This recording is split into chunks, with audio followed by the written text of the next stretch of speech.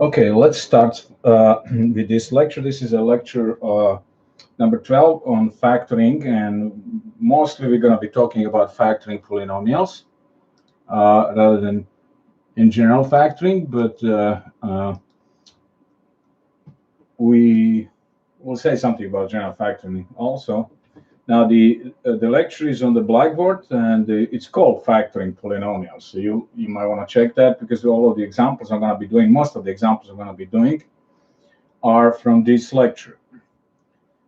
Okay, so what is factoring? Well, factoring is when you want to present something in terms of a product.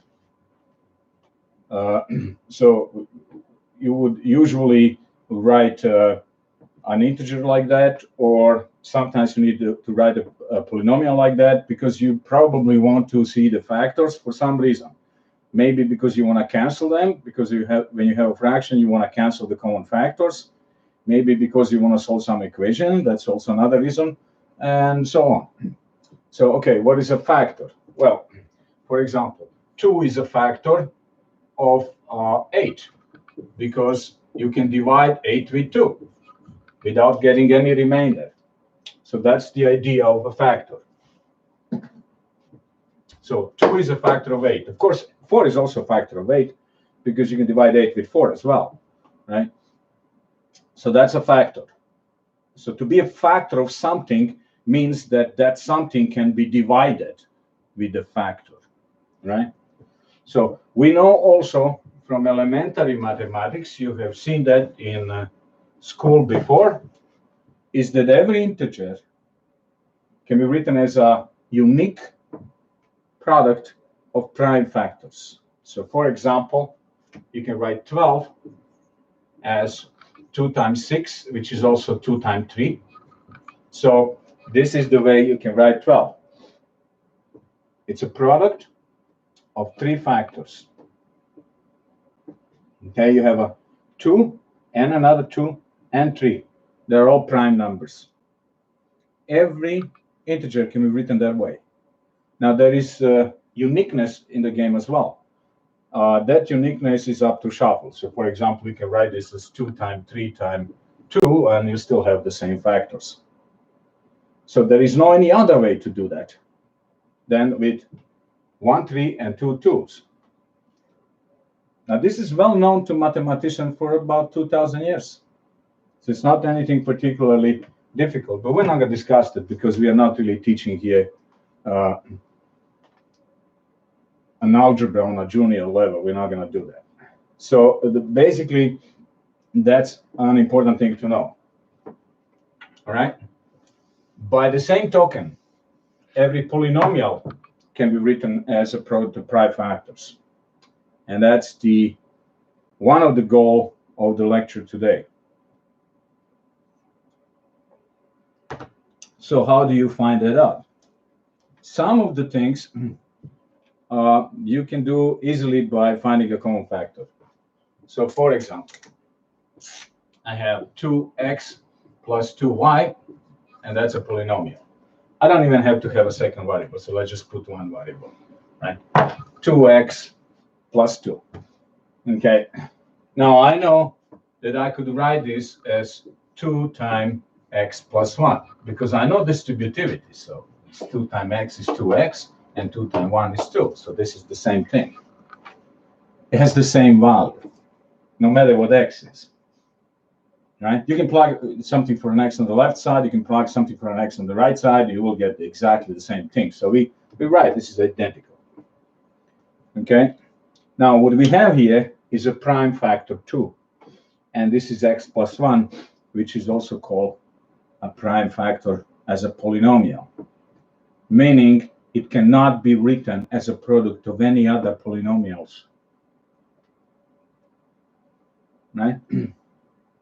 We will also not allow fractions. So, for example, you could write 2 as 1/2 times 4. Right? 4/2, that's 2. So that will be factorization of 2 into 4 and 1/2. You get the 1/2 as one factor, and another factor would be 4. But we don't allow that. So this is not going to be a part of our factorization. So fractions are not in the game. unless they are already here, which is a different story. We'll get into that. So that's a factorization here. I have a polynomial. I factor that polynomial as a product of two prime factors. And I did it by using distributivity. I didn't apply anything in particularly sophisticated. I didn't do anything in particular difficult. But this is also called factorization by extracting a common factor. The common factor here is 2. In other words, I'm saying that you have 2 as a factor of the first term, and you have a 2 as a factor of the second term. If you look at it that way, the first term and the second term have a common factor, and that common factor is 2. So removing that common factor out, you will be left with what is left here. So I have an x and I have 1. That's by the rule of distributivity, right? The rule of distributivity says this: AB plus AC is equal to AB plus C. We usually read that in reverse. So A times B is right here, A times C is right here. So this is your A, B, C. You're taking out A, and you have a B plus C. So that's a general rule, that's an application. But I wasn't looking that way before. I was just looking at distributivity the way I know, because I know that 2 times x is here, 2 times 1 is here, so I wasn't thinking about anything as deep as this. But you need to notice that you do have a common factor here that is removed. So this is a general procedure how that works. Okay? Now I'm going to give you something harder. Let's say you have 18x to the power of 5 and 8x to the power of 3y.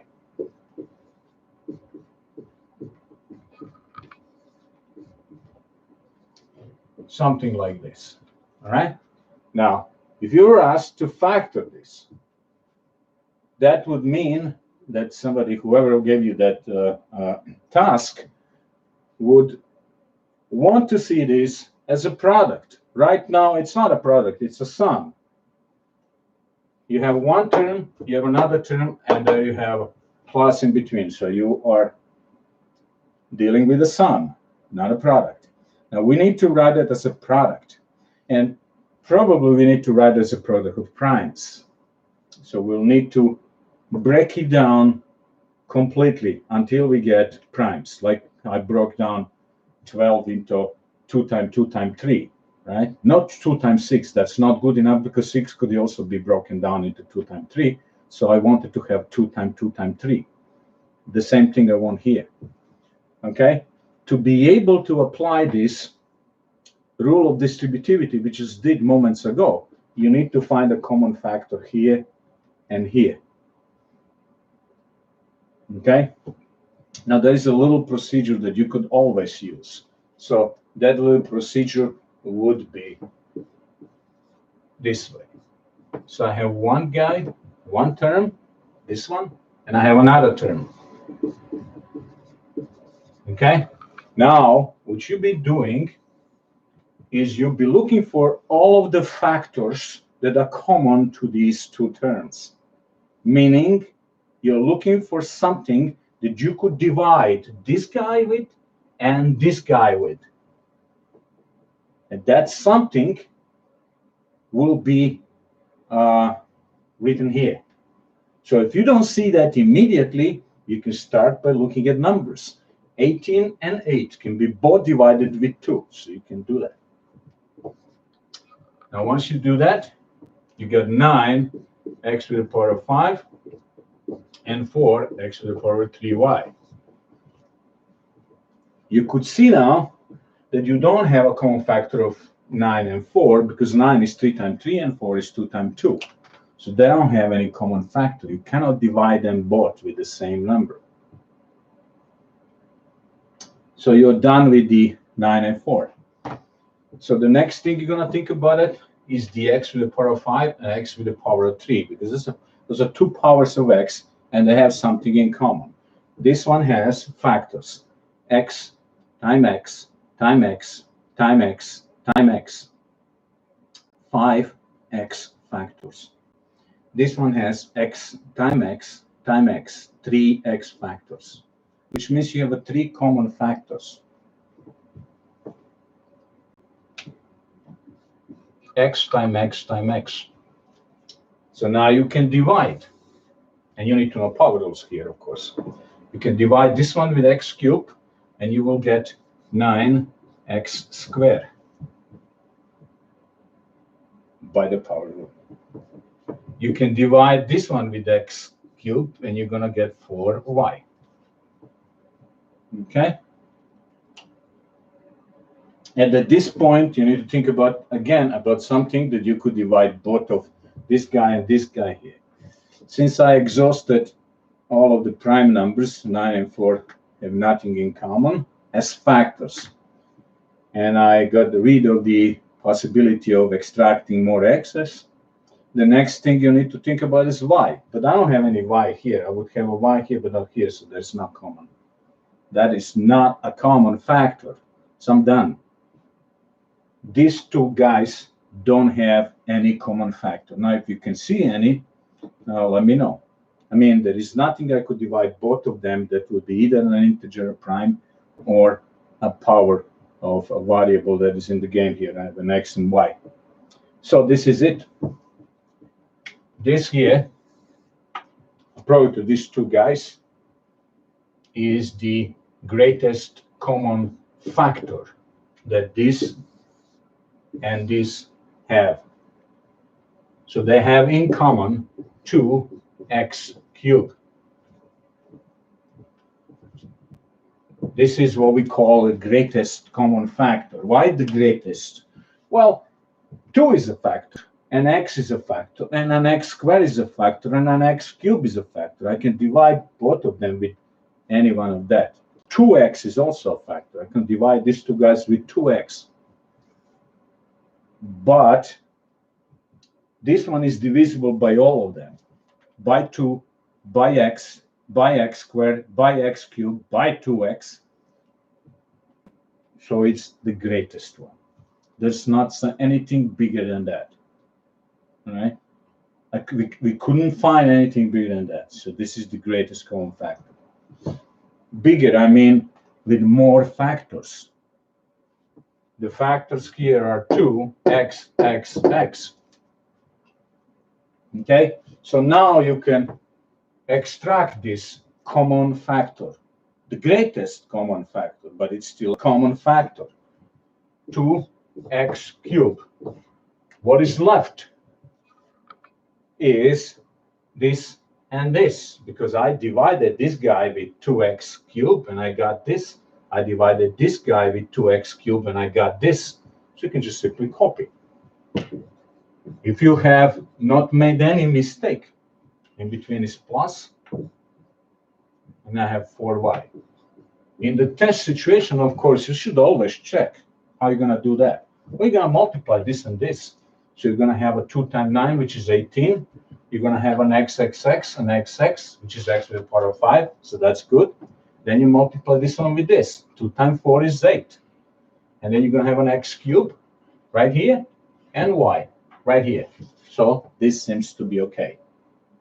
So what I have here is a factorization into primes. What are the primes?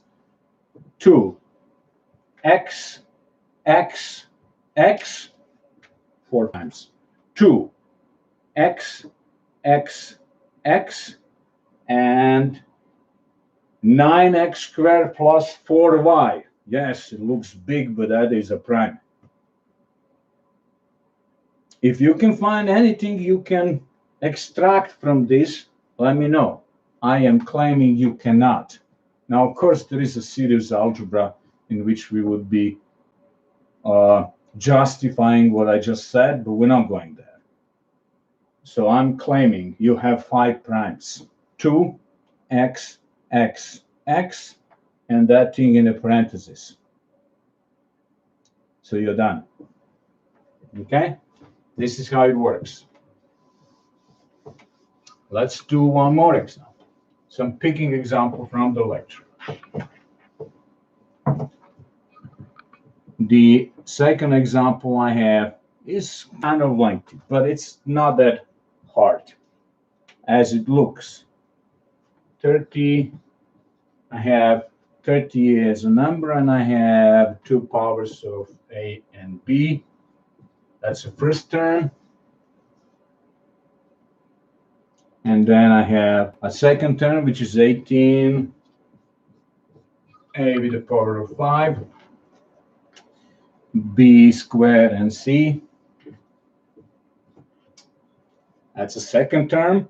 And then I have a third term, which is negative 12, A with the power of square, B with the power of cube, and C.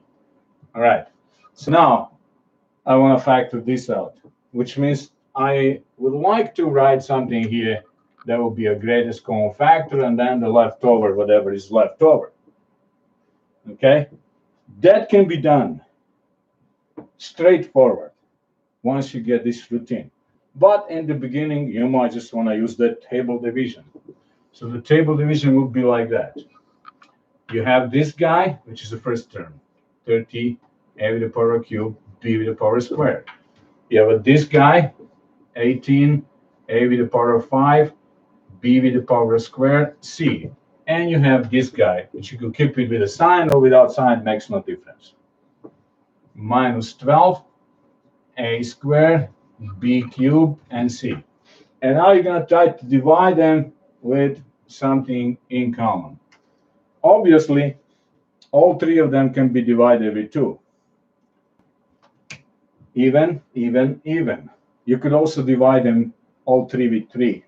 You can divide 30 with 3, 18 with 3, and 12 with 3, which means basically you can divide them both with, or excuse me, all 3 with 6. So you can do it immediately. Or you can just go with 2, and then after that with 3, so you will still get 6, right? So I'm just going to do 6 immediately. 6. You divide this one with 6, you get a 5, A cubed, B squared.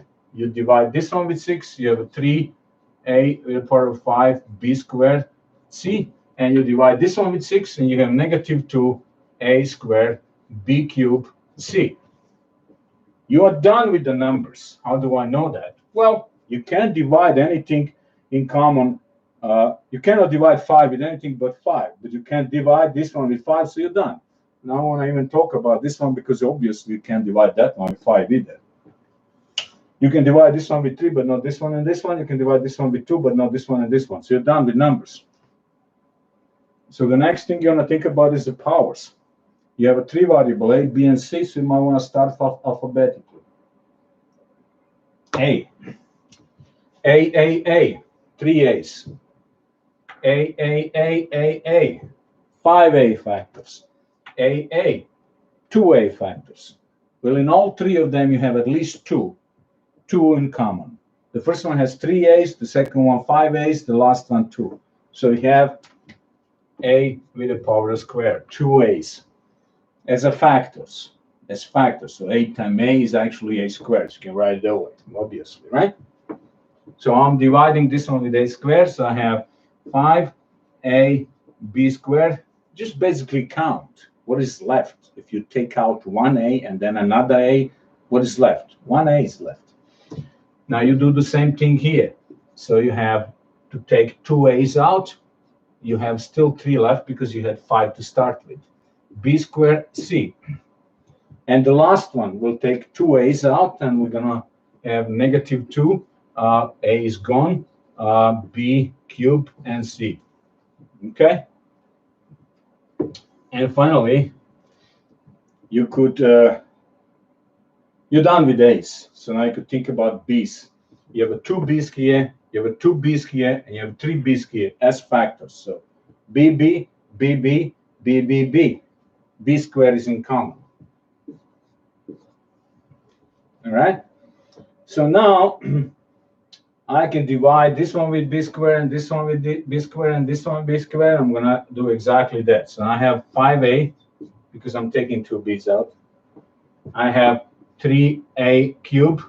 B's are out. C stays. And the last one, I have -2. I have one B left because there are 3 here. I took 2 out. And C. The next step would be C, powers with C. I have it here and I have it here, so that's common, but there's nothing here, so I'm done. There is no more common factors here in all 3 of them. Okay, these 2 have A in common, these 2 have a C in common, but all 3 don't have anything in common. So the story is over. This is your greatest common factor, the greatest common factor after we extracted all of them. Again, that is something you can divide this one with, this one with, and this one with, and that's what is left after that division. And there is nothing else that will have more factors you could divide this one and this one and this one with. So that's why it's greatest. Okay, so greatest common factor is 6a squared b squared. So that can go out. So I'm going to write that 6a squared b squared. And what is left is precisely what is written here on the bottom, which is 5a 3a cubed c and -2bc.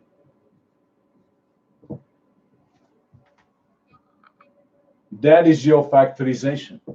Now you could ask a question here, where are my primes here? Well, it's here, 2, 3, 2 times 3, that's 6, A, 2 more primes, B, 2 more primes, so I'm talking about all these 6 of them, right? 2, 3, A, B, 6 of them, and there's one more here. That one in parentheses is a prime. Now, if you don't believe that, you tell me how would you chop that down into a product of 2. I have an algebra on my side. I can tell you why, but I'm not going there because it's a little more sophisticated algebra than what we want to do in this class. So I'm just going to tell you, yeah, this guy's a prime, and you're going to have to believe it. So we have done with the factorization. By the way, the factorization is called complete if you have a prime factorization. If everything that is a factor story are primes. I'm saying this. 12 has a factorization as 2 times 6. You could also write 12 as a 4 times 3. That is also factorization, but it's not complete. Complete factorization is 2 times 2 times 3. Because that's a factorization into primes. So you got to remember that, because sometimes in your homework you'll be asked to write down complete factorization. And complete factorization is a factorization in prime. This is a factorization, which means that you have a product of 2 numbers whose value is 12. You have also a product of 2 numbers here. This is also factorization of two numbers are multiplied, and you get 12. But a complete factorization only this, because you have a 3 primes. So when you are looking for a complete factorization, you need to have every single factor to be a prime. Now you are allowed to write this way.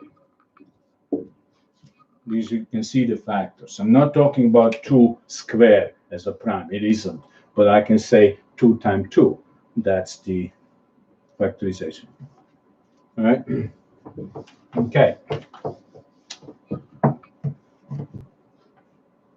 Let's go another example, which is sometimes for some people confusing, right? So I'm going to make up example, which is very similar to what I have an example for, but it's not example 4. It's a little more. So I have 11a plus 22a squared plus 33a squared b. Okay, that looks like example 4 I have in the text. There are more examples in the text, so you're going to have to go through that yourself. I'm talking about the lecture number 12. You're going to have to read that. All of the examples are with the solution, so you're going to have to check it out. What would you do? But what I have here is 3 terms. So now, yes, I could do this table division, which you should always do when you're not quite sure what you're doing. But in here, I don't need that. I think I can write that immediately. What I see here is a prime 11 and a prime A. What I see here is a number whose that is divisible with 11. So there is an 11 here. This is 11 times 2. There is an A here too. I have an A times A. Again, I have a number divisible with the 11, so that's 3 times 11 here. So there is an 11 as a factor here. I also have an A here, and an A, and a B. So that's it. I can see them all. I have 11, that is in here as a factor, in here as a factor, and in here as a factor. Again, you can see it right here. 2 times 11 times something else, 3 times 11 times something else. And now you think about the powers. I have an alphabetic order. A, where is A here? I have one A here, I have 2 A's here, I have a 2 A's here. One is in common. The next one is a B. Well, I don't have a B here, so I'm done. Okay? Now, what people usually do, they're going to say, oh, I have 11A here out, so I'm done with that. I'm going to have here 2 is left, right? And I have an A is left. I took 11 out, and I took 1A out, so I have 2 left and A. Now, if you multiply this, you get 22A squared, which is right here. And now the same thing here. I have 3 left, I have A left, and I have a B left. I took 1A out, right? So I'm done. You can say, I'm done, this is it. Well, that's a mistake. The reason is, if you multiply this time this, you get this guy. If you multiply this time this, you get this guy. But all of a sudden, you don't have this guy, which means that what you have here is not equal to what you have here. So where's the problem? The problem is the factorization is not just extracting. It actually isn't extracting. It's a division, just like in that table. So you need to divide this guy with 11A. So you're not really extracting. When people say you're extracting a common factor, you're removing common factor. You're taking it out. Not really. You are really dividing, right? In mathematics, by the way, we don't have extraction. That's dentists do that. We don't have cancellations. We don't have removals. No, we have something else. But we sometimes use those words just to indicate what is done. But the reality is, in this case, you're dividing. So you're dividing this one with 11A, and that must be 1. Then you're dividing this one with 11A, and the leftover must be 2A. And you divide this one with 11A, and the leftover is 3AB. So there's your 1. So now when you multiply this time this, you got this guy. This time this, you got this guy. And this time this, you got this guy. You got to remember that. You should always check it, right?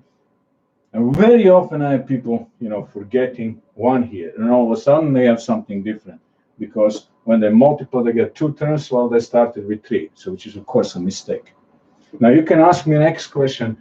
Do we have this guy as a prime? Or we are done here? I say we are done here. So this is a prime, an A is a prime, and this guy is a prime too. You cannot write this as a product of anything, and if you can come up with something, let me know. But I already know that cannot be done. Okay? Now, sometimes a common factor is hard to see. So let me give you another one that you might need some time to see.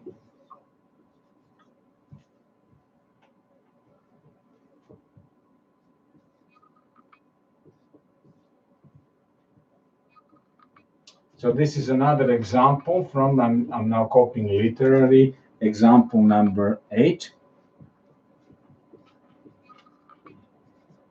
Okay, so in this story, you would say, let's go for numbers first. Well, you don't really have anything. You have 2 here, you have a 3 there. nothing in common, you can't divide this one with 2 nor this one with 3. So that's off. And then you think about what else I have. An x-axis. I have an x squared here. I don't have any x's here.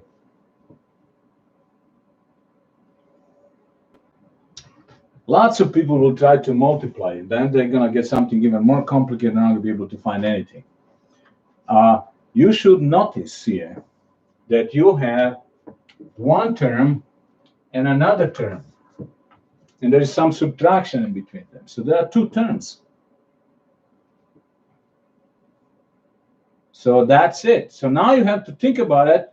What do they have as a common factors?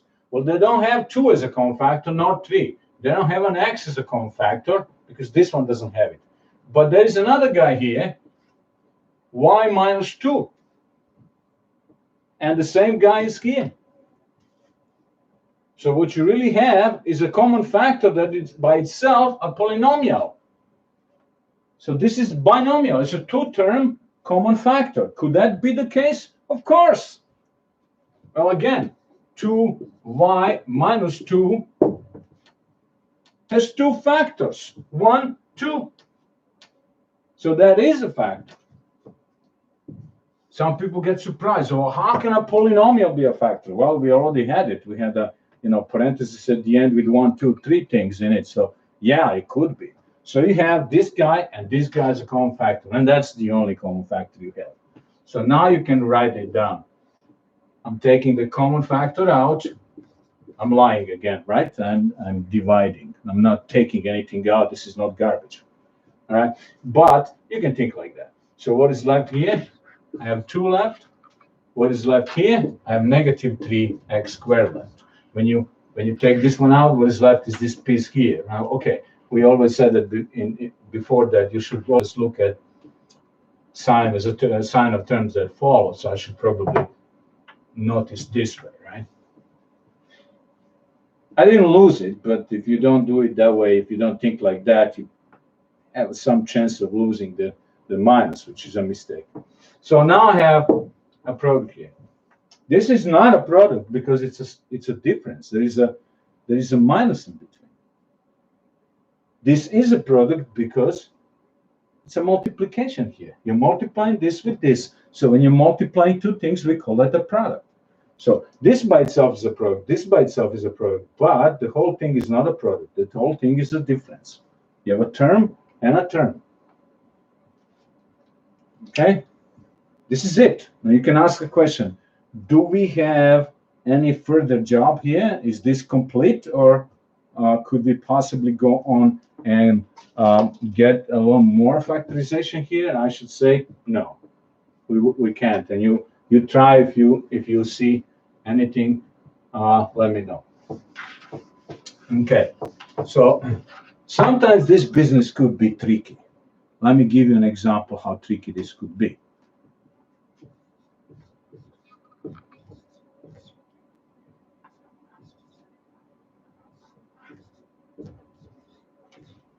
Something like this. And I think I'm trying to copy the example number 9. So it should be like that. Okay. So you're going to say now, well, do we have a common factor? What are we talking about? Numbers first. So first of all, notice that you have one term and you have another term. So you don't have factorization. You're going to have to do it. And then you ask yourself a question, do I have a common factors here? Well, you have an a here, which is a factor, and you have this guy, which is a factor. So 1, 2. On this side, you have 3 as a factor. You can say minus 3 if you like. And you have this guy as a factor. That appears to be that you don't have a common factors. This one has 2 factors, and this one has 2 factors, then they're all different. That is misleading. Actually, you do have a common factor. And the reason why you do have a common factor is that this guy and this guy are opposite numbers. And opposite numbers always have a common factors. 3 and negative 3. They have a common factor because 3 can be written as 1 times 3, and negative 3 can be written as negative 1 times 3. So there you go. They always have a common factor. Opposite numbers always have a common factor. What's the difference? Well, the difference is just a minus. Okay? So I'm saying that b minus 2 is opposite to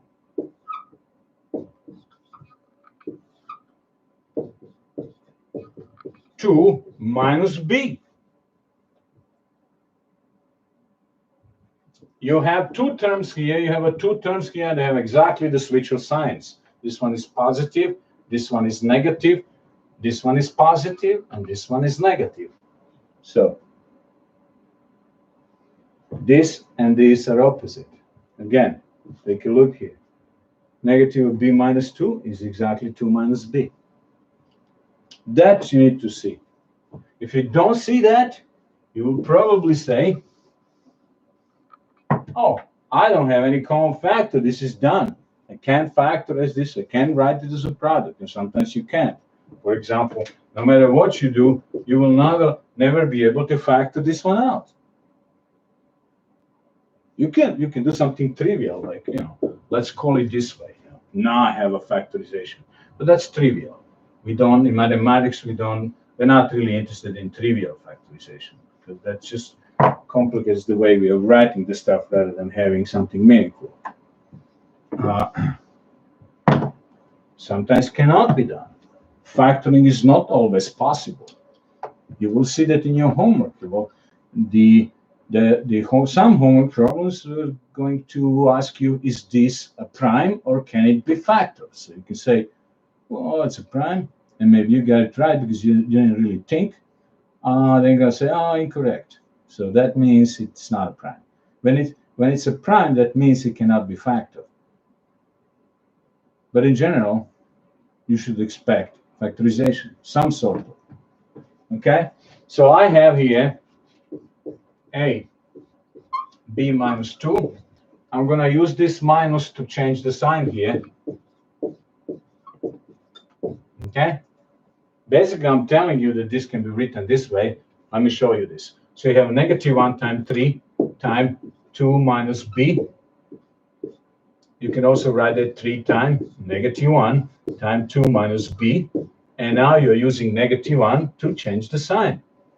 You're going to change sign here, going to change sign here, then you're going to get b positive. This is a multiplication, b positive, and then you're going to get 2 negatives. You can do that. Right? So I'm using this minus to change the sign here. And now you have a common factor, b minus 2. b minus 2, a plus 3. A left here, 3 left here. Sometimes people ask me the question, oh, can I write this b minus 2 here? Of course you can. 2 times 3 is the same as 3 times 2. So b minus 2 times a plus 3 is the same as a plus 3 times b minus 2. It's your choice. It's not, you're not going to making any meaningful difference. You can write any way you want it. If you like alphabet, maybe you want to put this one forward rather than backwards. Okay? So I'll give you another trick here. Another example that is a tricky one. Okay? So I have example number 10. So x, y squared minus z. And then I have the second term is plus a, and I would have z minus y squared. Okay? And once again, you look at that, and you can see you have an x here as a factor, and you have this thing as a factor. So again, you have two terms. This is one term. This is another term. There is a sum of two terms. You don't have a product, you don't have factorizations. Now you need to work it out so that you would end up with a something you can call a product. Okay, so here you do have a factor, but on this side you don't have an x, obviously, and this doesn't seem to be here either. But again, as in the previous example, this guy and this guy are precisely the opposite numbers, and they do have a common factor. Opposite numbers do have a common factor. So again, you have a y squared, you have a negative y squared. You have negative z, you have a positive z. So this guy and this guy are opposite. They have exactly the switch of the sign. So a minus b plus c, opposite number, minus a, change the sign, plus b minus c.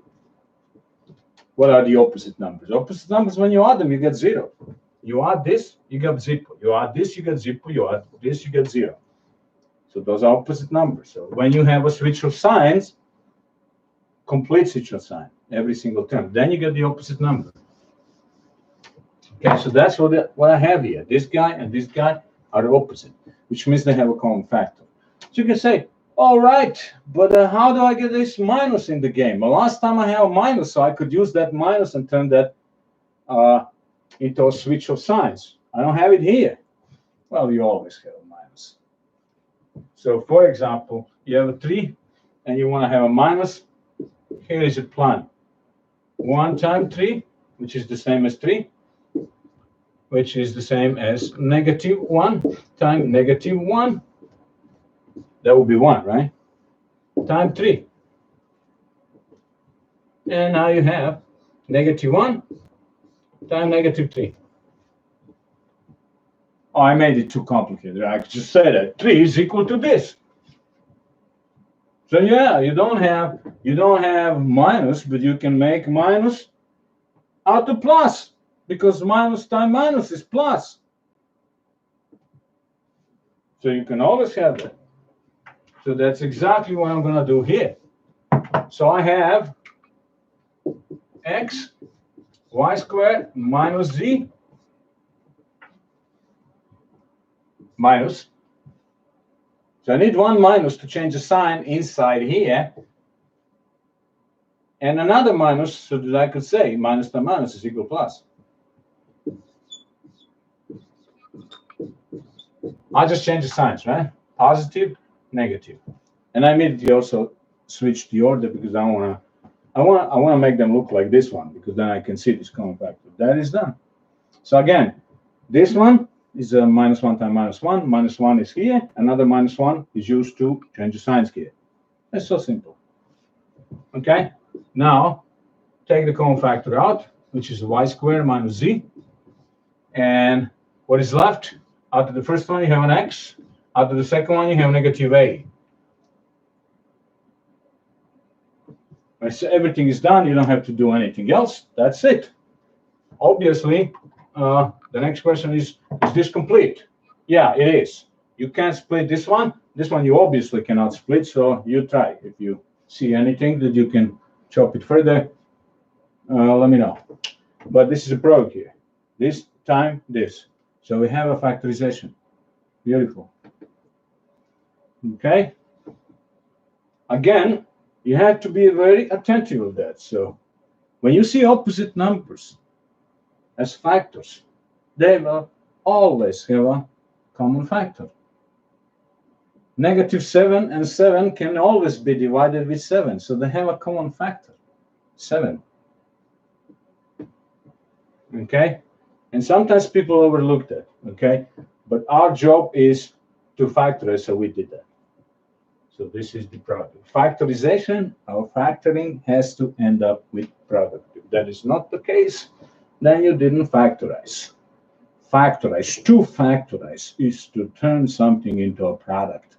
To completely factorize, or to factorize completely, to turn something into a product of primes that cannot be written as any more factors that you already have. Then you have primes. Okay, all of this is cheap stuff. Let me do one more example, like number 5, 12x to the power of 4 plus 18x to the power of 3 and minus 36x to the power squared, right? So this is a very simple one. This one, there's not any tricks in it at all. Numbers, what do you see? All three numbers are divisible by 2. All three numbers are divisible by 3. So you can divide them all three with 6. Let's do that. 6. This guy, and this guy, all divisible by 6. If you can find anything more, go for it. Right? You might want to write it on the side. Right? So sometimes with numbers it's difficult. 12, 18, 36. I can divide them all with 2. I got 6, I got 9, I got 18. No more 2, but now 3. I got 2, I got 3, I got 6. Can I go any further? Well, I can divide this one with 3 and this one with 3, but not this one. So I'm done. 2 times 3, 6. That's it. So if you don't see, do it on the side. Because sometimes people go guessing and then they guess wrong because they don't see everything. If you do that, step by step, you will find. So I have a 6. Something will be left. Not the powers. I have I have only x's. So I have 4 of them here, 3 of them here, 2 of them here. So 2 of them are common. Now what is left? So I have to be careful now. This is now counting. You're basically doing a counting job. 2 is left because 2 times 6 is 12. I have taken 2 x's out, so I have 2 left. Okay, I took 6 out, so I have 3 left. I took 2 x's out, so I have 1 x left. And the last one, I took 6 out, so I have negative left, and 6. Negative 6 times 6 is negative 36. I took 2 x's out, two factors, right? X and x. So that's out. So this is it. So where are your primes? Well, here are your primes. If you really want to write it, this is all the complete factorization. But if you want to write it down as a prime by prime, and you have a 2 times 3, those are 2 primes. This is not a prime. X times x, again, 2 primes. X squared is not a prime because you can divide it with an x, but it's made out of 2. And then you have a 2x squared plus 3x minus 6. Now, there's a legitimate question. Could you possibly write this one as a product of 2 things? The answer is no. But at this point, you don't know why. So if you want to know how do I conclude that so fast, this is not possible to write any further as a product of something, you will need to study pre-calculus. In pre-calculus, you can learn that. It's not a difficult question, but it's above this course of ours. So we're not going to be talking about it. All right. All right, that's the story about the common factors. You can see common factor, how that works out. But sometimes you don't have a common factor. And then you're going to be factoring by grouping. That's how it's called. Factoring by grouping. Let me show you an example. So I have an example like that. X squared plus 3x plus ax plus 3a. Okay? Now, if you go for it by a common factor, that's your always first thought. Always the first thought is common factor. XX has an x, great. Has an x, great. No x.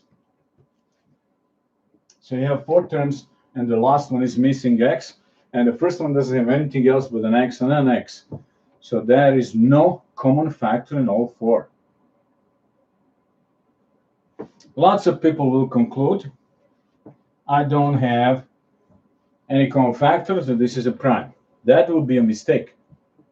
The common factor is not the only way to factorize. All right? So if there is no common factor, that doesn't mean this cannot be written as a product. As a matter of fact, this is a product of FOIL. Now, FOIL has this F-O-I-L. F-O-I-L. I'm going to show you it in a moment. So you would not expect it, but this is actually a product. Okay, so how are you going to find it out? You're going to do that by factoring by grouping.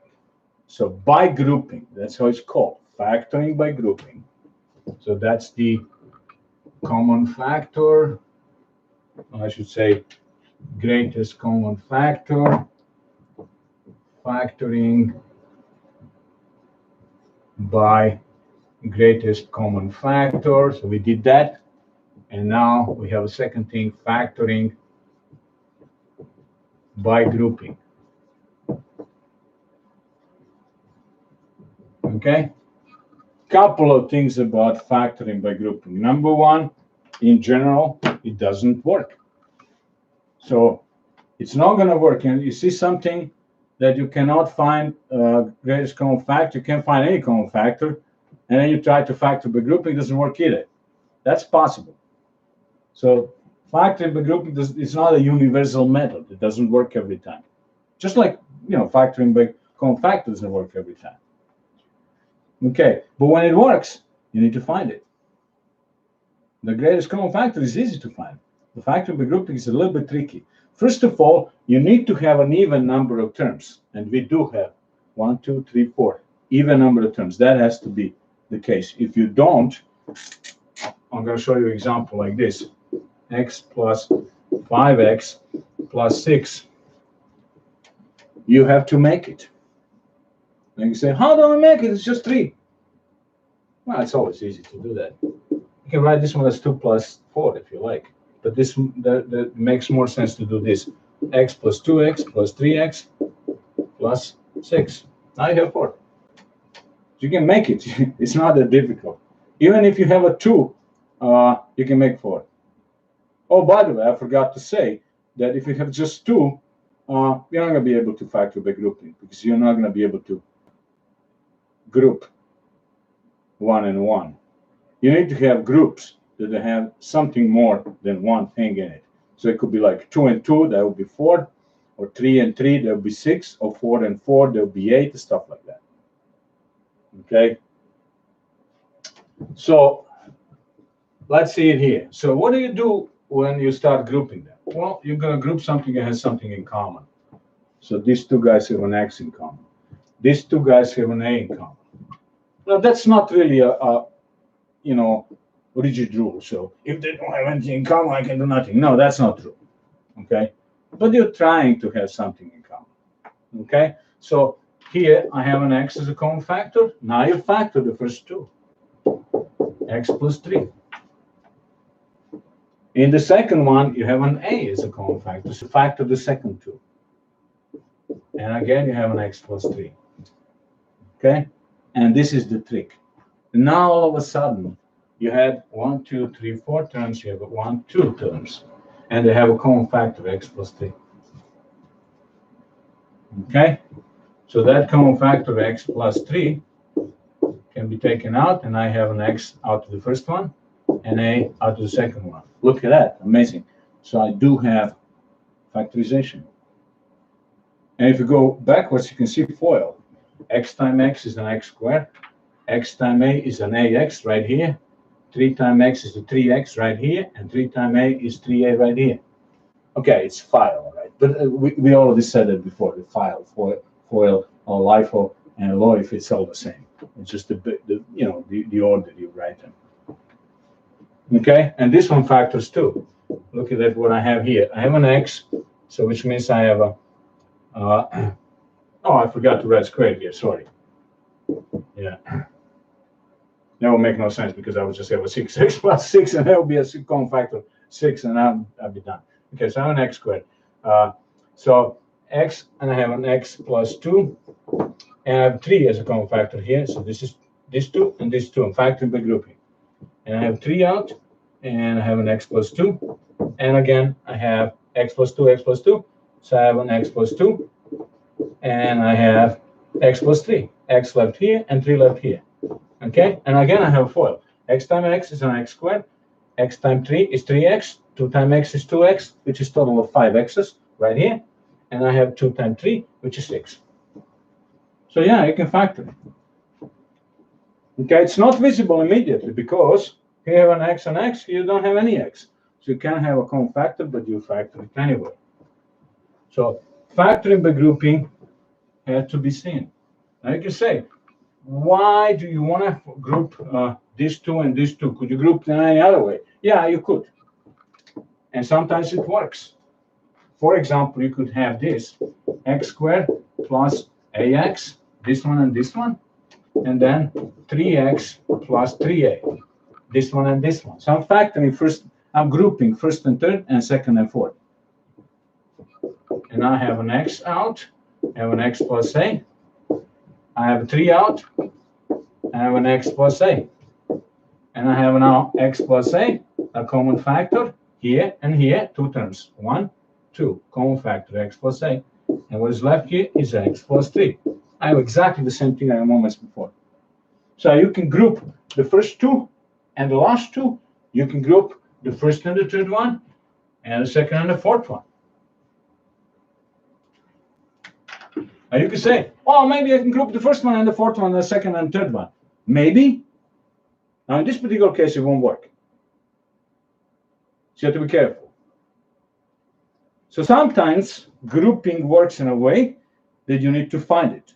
So you might have a grouping that works the first one and fourth one and second and third one. But let's say the other, any kind of other grouping might not work. So you really have to think about all of the possibilities. Now in here, the first and the second and the third and the fourth one works. The first and the third one and second and the fourth one also works. But the first and the last one and this one will not work. I'm challenging you to do if you think it would. So I have three options that I could use, and two of them are working, but one doesn't. Factoring by group is tricky. If it works, you need to find it. And not just any grouping is going to work. There will be some grouping that will work, but not all. But you always have to group the same number of terms. So you're going to be 2 and 2, 3 and 3, 4 and 4. You're never going to have that, anything like that. You know, I'm not going to give you any homework like that, but you could be. Right? And if there is not even number of terms, you can have two groups. You have to make it. There are 3 terms now. How can you group that? Well, split one. I'll give you another example. Factoring by group. You can say, here you go. This is a very cheap one. X squared minus y squared. So you can say, hey, I don't have any common factor here. This is xx, this is yy. Now, the first thing lots of people are going to do if they don't know that this can be factored. We're going to learn that down the road, that this is something you need to recognize immediately. This is done like that. But if you've never seen this before, you can say, oh, I don't have a common factor. I don't have a common factor. Only 2 of them. I can't group them now. Group this one with itself and group this one with itself, and then what? So you say, oh, this is prime. But it isn't. Okay? So I'm going to give you a trick here. Who would think of that? Now you have 4. You can start grouping. Wow, where do I get those 2 from? Well, I got it a big bang out of nothing. This and this is 0. So I really have this and this only. Yeah, 0 can be turned into anything. 0 could be 3 minus 3 if you want it. It could also be 307 minus 307. That's also 0.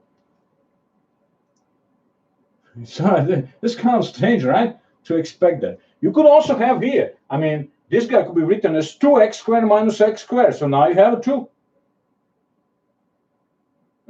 That would not work because I don't want to do that because it wouldn't work. So 2x squared minus x squared to write this guy like that, and then this guy I could also write something like that, would not work. That's just kind of like a random nonsense, and in general, random nonsense in general wouldn't work. Why am I doing like that? Because I want to have something in common with this guy and at the same time in common with this one. So I need to have an x and a y in whatever I'm gonna turn this 0 into. Okay, so now I can take an x out. So this is the first group. What do we have here? An x and a y. And the second group, minus y. Right? Minus y and minus one y here. So what do we have to first group? We have an x. So this time this is right here. And here we have a y. It's plus, of course, because this time this is negative y squared. And now you have the common factor. This one and this one. So you have x plus y. One term, another term, and you have an x and negative y left. Then you have factorization. You couldn't expect it, right? This guy, right here. Same thing. If you don't believe it, in test situation, you should check. plug in something here for an x, something for a y, calculate what that might be. Don't use 0 and 1 because that's too much coincidence. Let's say 2 and 3, right? Find it out and then plug 2 and 3, 2 and 3, calculate this, it should be equal. If it isn't, then you made some mistake. It means you don't have it equal things. Any content you put here for an x and y should be the same as here. Okay? So that's factoring by grouping.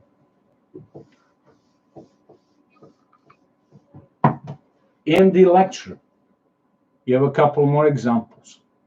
So I'm going to do one more.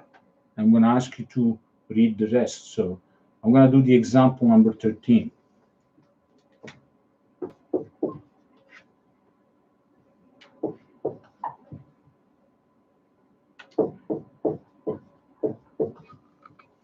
So I have 4 terms already ready. So I don't have to invent anything. I don't have to be tricky. This is just ready to be done. Okay, so now again, strategy. We want to have factoring by greatest common factor. What do we have here? 2, 2, A, B. What do we have here? Well, we have a 2. We have an A and B. Great. Here, well, I don't have 2, but I have an A. I don't have B. Here, hey, you don't have anything. It's 3 times 3, and that's not here. So right there from the get-go, you know there is no common factor here. Factoring by greatest common factor is off. You're not going to be able to do that. Okay, so what's the next step? The next step is factoring by grouping. And again, you can have these 2 and these 2. You can have this 2 and this 2, or you can have this 2 and this 2. Which one will work? You don't know ahead of time. You should try all. And I promise again, if there is a factoring by grouping that works here, well, one of those 3 combinations will work. Now, I was not really very tricky here, so the first one works immediately. Let me show you. So I have here, okay, this is the first term. You need to see that. It's kind of confusing when you have lots of terms. This is the second term. You need to see that. This is the third term. You need to see that. And this is the fourth term. You need to see that. So again, the sign belongs to the term. So when you do something like that, then everything is addition, so you don't have to worry about signs anymore. If you don't look like that, then you have to remember where was that minus and where was that plus. Oh, plus is never a problem. But where was that minus? Now, people have a tendency to forget minuses. And of course, when you forget minus, you get the opposite number, so everything turns out to be wrong. So be careful, right? These 2 guys have 4 in common. I can see that. 4 is here, 4 is here, 4 times 3. They also have an A in common. Actually, and another A too. A squared, A squared. They also have a B in common. Oh, that's fantastic. And now what is left? Okay. Now remember, I took everything out here, so 1 is left, because I'm not really taking it out, I'm dividing. That you have to remember. People have a tendency to forget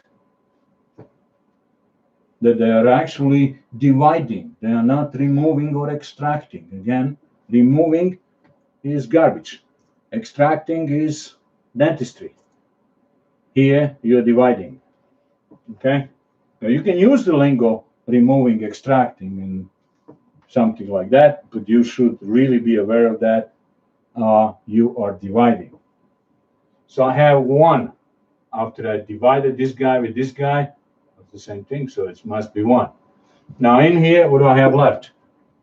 I have, oh, I think I copied, I didn't copy that right, so yeah. I have here actually power of 4, sorry about that, power of 4.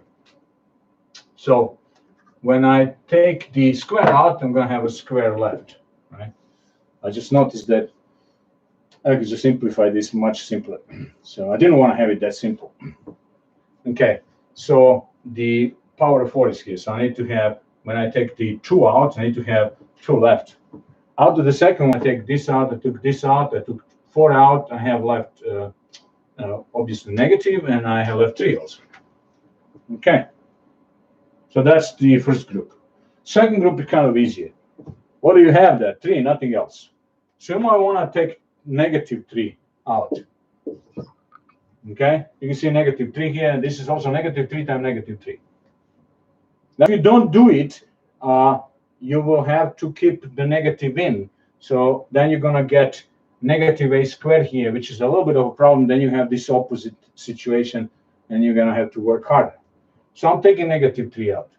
And I have an a squared left out of the first one. Out of the second one, I have negative 3. Again, negative times negative is positive.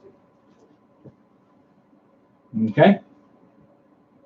So this is the magic of factoring regrouping. If it works, it will always happen like that. All of a sudden, you have a common factor. So you have two terms. This is one, and this is the other. And they do have a common factor right here. Right? This one has 2, 2, A, B, this. This one has negative 1, 3, or negative 3 if you like, and this. Common factor. A squared minus 3. Take it out.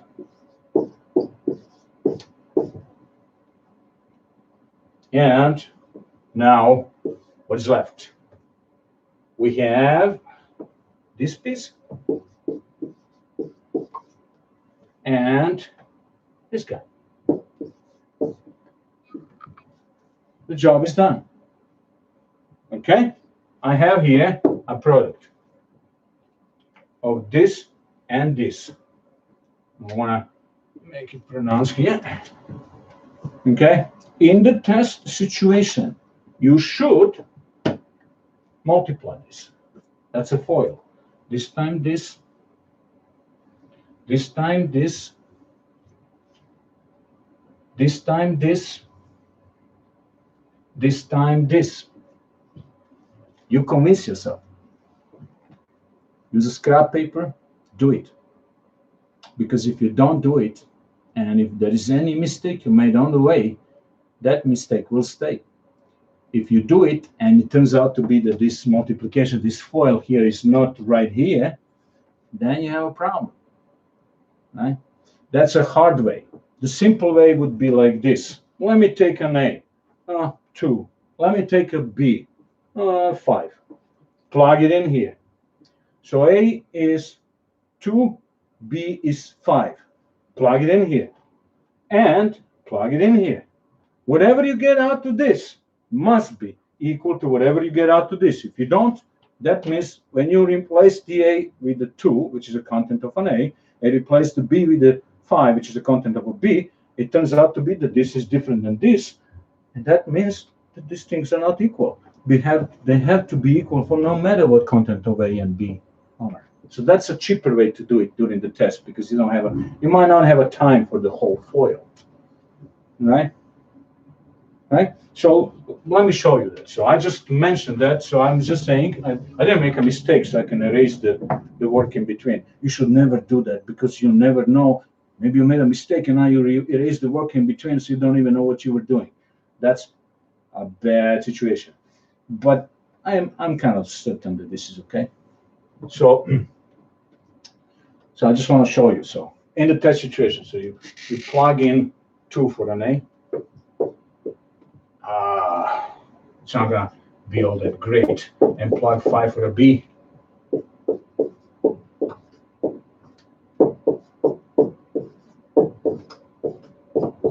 And see what it is.